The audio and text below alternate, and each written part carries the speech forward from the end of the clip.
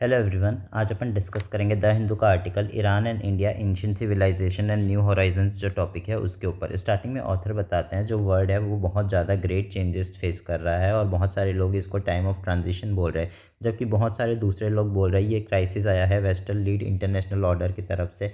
जो क्लियर बात यहाँ पे है, ग्लोबल सिस्टम लॉन्ग डोमिनेट किया गया था वेस्टर्न पावर्स के द्वारा, स्पेशली यूएस के द्वारा। वो फेस कर रहा है सीरियस चैलेंजेस।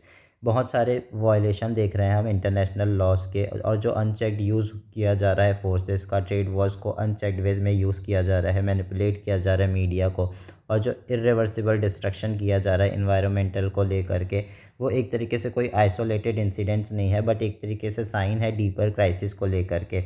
जो वेस्ट लीड किया जाता था यूएस के द्वारा, अब कोई सेम एबिलिटी नहीं होल्ड करता कि डिक्टेट कर सके अपना, जो मन में जो भी है वो डिक्टेट कर सके जैसे पहले कर पाता था। ये एक तरीके से classical tool kit of dominance था, जैसे कि ग्लोबल फाइनेंस सिस्टम एक डोमिनेंस का बनाने का एक तरीका था, और मोनोपोली था साइंस एंड टेक्नोलॉजी में यूएस का।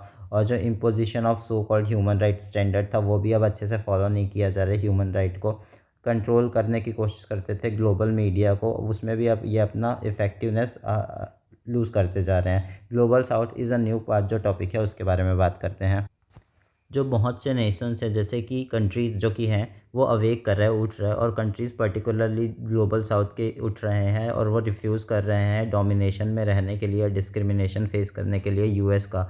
और जो लोकल मॉडल्स है वो डेवलप किया जा रहा है खुद का ही, क्योंकि हम ज़्यादा डिपेंड नहीं करना चाहते। Indigenous science and technology develop कर रहे हैं, स्ट्रेंथ कर रहे हैं अपना डिफेंस सिक्योरिटी को, और नए पाथ की तरफ हम जाने की कोशिश कर रहे हैं। जो हिस्टोरिकल ट्रांसफॉर्मेशन आ रहा है एंशिएंट सिविलाइजेशन में वो यूनिक रोल रखता है।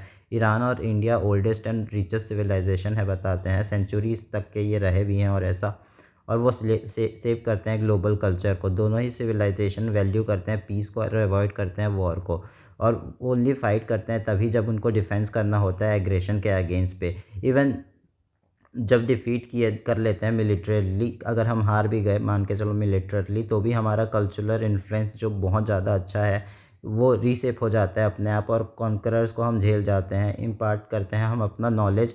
जो मतलब जो नॉलेज मिलता है हमको स्टेट क्राफ्ट ऑफ गवर्नेंस से, लिटरेचर से, फ़िलासफ़ी से और आर्किटेक्चर वगैरह से, उससे हम वापस अपने आप को रीबिल्ड कर लेते हैं। जो इस्लाम के अराइवल के आने के बाद, मतलब पहले वहाँ पे ईरान में इस्लामिज़्म नहीं था, कुछ और था, तो ईरान के सिविलाइजेशन वैल्यूज़ फिर भी कंटिन्यू थे, नए फॉर्म पे बस शुरू हो गए। और जो इंडिया ने रिकॉग्नाइज़ किया अपना ओल्डेस्ट कॉन्टिन्यूस सिविलाइजेशन, वो और ज़्यादा इनरिच हो गया जब इस्लामिक इन्फ्लुएंस आया हमारे यहाँ। और जो शेयर्ड एंशिएंट वैल्यूज़ है वो भी इंड्योर्ड होता है, मतलब कंटिन्यू चलता है, साथ साथ ही में ही चलता है। पुराना हमारा एंशिएंट वैल्यूज़ है इस्लामिक इन्फ्लुएंस के साथ पूरे अक्रॉस द सेंचुरीज़। और जो व्यू है लाइफ का वो एक तरीके से हम गिफ्ट समझते हैं, और हम बिलीव करते हैं कि जो अल्टीमेट ट्रम्फ है, मतलब जो जीत है, वो हमारा ये है कि गुड ओवर एविल, मतलब अच्छाई की जीत बुराई पर होगी ही हमेशा। और हम रिस्पेक्ट करते हैं डाइवर्सिटी को लेकर के। आगे बताते हैं ऑथर, जो परस्यूट है हमारा इनर प्योरिफिकेशन का, और जो कमिटमेंट है हमारी स्पिरिचुअलिटी का ग्रोथ का, वो हमको आगे ले जाता है। मॉडर्न हिस्ट्री के बारे में बात करते हैं। जो मॉडर्न हिस्ट्री है वो शो करता है हमको सेम रेजिलियंस करके। इंडिया जो एंटी कॉलोनियल स्ट्रगल चलाया था और लीडरशिप दिखलाया था नॉन अलाइनमेंट मूवमेंट में, वो हमको दिखलाता है जो मॉडर्न हिस्ट्री है। जो डिफेंड करते हैं राइट टू ग्लोबल साउथ को लेकर के दोनों ही मूवमेंट। और ईरान भी जो है नेशनलाइज किया था अपना ऑयल इंडस्ट्री इस्लामिक रिवॉल्यूशन के थ्रू, और रेसिस्ट किया था वेस्टर्न डोमिनेशन। दोनों ही नेशन एम्बेड करते हैं वैल्यूज़ जो कि बहुत ज़रूरत है आज के टाइम पे, जैसे कि पीस, स्पिरिचुअलिटी और जो रिस्पेक्ट है नेचर के प्रति, वो हम दोनों दिखाते, दोनों कंट्री इंडिया और ईरान।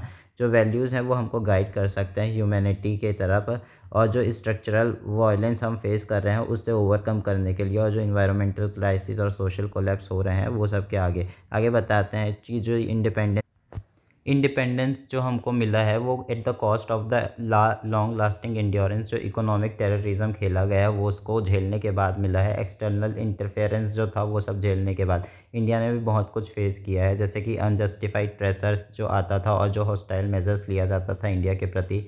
बट कोई भी नेशन जो है वो सेक्रीफाइस नहीं करता अपना आइडेंटिटी और independence to the ambition of the dominant power जो है उनके अगेंस्ट हम जाते हैं, और हम उसमें अपनी आइडेंटिटी नहीं लॉस कर देते डोमिनेंट पावर के अगेंस्ट पे।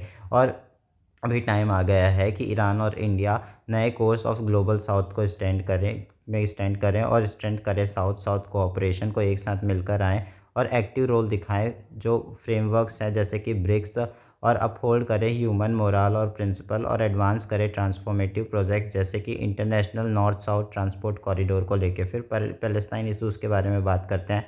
जो पैलेस्टाइन है वो सबसे बड़ा कंसर्न है ग्लोबल साउथ में, जहाँ पे हिपोक्रेसी बहुत ज़्यादा हो रहा है, सुपरमेसिज़म भी हो रहा है, सुप्रीमेसिज़म भी हो रहा है, और जो ब्रूटैलिटी है वेस्ट पे, वो जो ब्रूटैलिटी है वेस्ट की, वो बहुत ज़्यादा एविडेंट है यहाँ पे।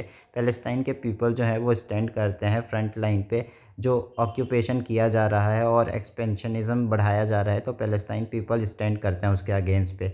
सेम वे में अगर ईरान भी डिफेंस करता है अपने right to peaceful nuclear energy को, वो भी एक तरीके से साउथ का राइट है डेवलपमेंट के लिए, तो उस पे भी उसको स्टैंड लेना चाहिए। फिर मल्टीलेटरल ऑर्गेनाइजेशन जैसे कि ब्रिक्स जो है होल्ड करता है ग्रेट पोटेंशियल, सो दैट जो चैलेंजेस आ रहे हैं इकोनॉमिक डोमिनेशन ऑफ वेस्ट का, उसको हम ओवरकम कर सके। ब्रिक्स ऑफर करता है प्रॉमिस इंडिपेंडेंट और पार्टिसिपेटरी जो डेमोक्रेटिक फ्यूचर है उसके तरफ हमको ले जाने की कोशिश करता है ब्रिक्स जो है। जैसे कि INSTC जो हमने अभी पढ़ा, international north south transactional corridor, वो एक तरीके से सिर्फ इकोनॉमिक रूट नहीं है, बट ये सिविलाइजेशनल ब्रिज है जो लिंक करता है यूरेशिया को, और जो कॉकस है उसको, और जो इंडिया और अफ्रीका है उसको, जबकि और साथ ही साथ स्टेबिलिटी लाता है वेस्ट एशिया पे। जो US का इंटरवेंशन है उसके बारे में बात करते हैं। जो US है और उसके अलाइज हैं, उन्होंने कंसिस्टेंटली आवाज़ उठाया है सो दैट वो प्रिवेंट कर सके जो इंडिजिनस रीजनल सिक्योरिटी है इमरजेंस हो रहा है उसको सपोर्ट भी दिया है, और साथ में जियोनिस्ट रिजीम को, मतलब इसराइल को, और जो फ्यूल किया है instability Palestine, Lebanon, Iraq, Syria, Yemen और ईरान पे। ईरान एक तरीके से रीजन का ओल्डेस्ट सिविलाइजेशन है जिसने फर्मली अपोज किया है इंटरवेंशन को। जो साउथ एशिया पे US प्ले कर रहा है मेजर रोल ये क्रिएट करके कि एक्सपेंड करे टेररिज्म ग्रुप वगैरह, तो वो भी एक तरीके से प्रॉब्लम वाली बात है। US की तरफ से ये इंटरवेंशन नहीं आना चाहिए। अगर आज की बात हम देखें तो हम एक टर्निंग पॉइंट पे स्टैंड करते हैं हिस्ट्री के, जहाँ पे जो वर्ल्ड है वो चेंज हो रहा है और इमर्ज कर रहे हैं बहुत सारे पावर्स, और एंशिएंट सिविलाइजेशन में रीडिफाइनिंग मूवमेंट है और उनका रोल भी चेंज हो रहा है। ईरान और इंडिया सिविलाइजेशनल विजडम से अपना रोल और अच्छा बना सकते हैं, और स्ट्रेटेजिक इंडिपेंडेंस और कंस्ट्रक्टिव पार्टनरशिप भी दिखा सकते हैं, और ऑफ़र कर सकते हैं वर्ल्ड को नया मॉडल। और जो ऑर्डर है वो एक तरीके से उसका रूट होगा जस्टिस पे, कॉमन इंटरेस्ट पे, और रिस्पेक्ट, ह्यूमन डिग्निटी को रिस्पेक्ट देने के लिए इनका ऑर्डर आएगा। और ये जो ऑर्डर है वो सिर्फ डोमिनेशन पे बेस्ड नहीं होगा, पर जो पार्टिसिपेशन है सिर्फ सुपेरियरिटी की भी बस नहीं, बट जो इक्वेलिटी है उस पे उसको भी ध्यान रखते हुए ये आएगा जो ऑर्डर है। ये फ्यूचर ऐसा है जहाँ पे नेशंस टूल नहीं होंगे कोई भी पावरफुल्स के बस, बट एक तरीके से बिल्डर्स होंगे अपने ओन डेस्टिनी के। और इसको कौन समझा सकता है एंशिएंट सिविलाइजेशन में ईरान और इंडिया के इससे बेटर, जो लीड करते हैं ह्यूमैनिटी को towards human future, towards such a future करके बोलते हैं। तो इतना ही था इस आर्टिकल पे। अच्छे से समझ में आया होगा तो लाइक, सब्सक्राइब एंड शेयर करना। Have a good day. Thank you.